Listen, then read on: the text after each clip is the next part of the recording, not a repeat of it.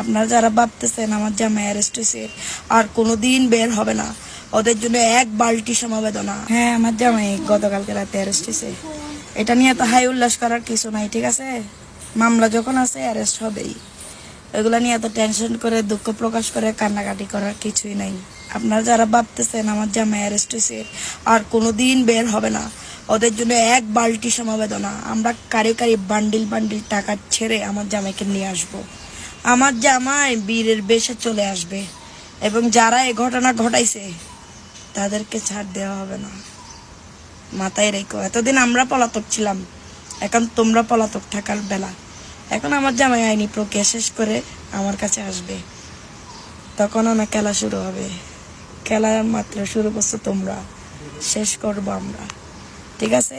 সবাই আমার জামাই যারা সাজ্জাতের যারা সাপোর্টার আছো, আমার জামাইয়ের জন্য দোয়া করবা যাতে 10-12 দিনের মধ্যে জামিন করে ফেলতে পারি, ঠিক আছে? ধন্যবাদ।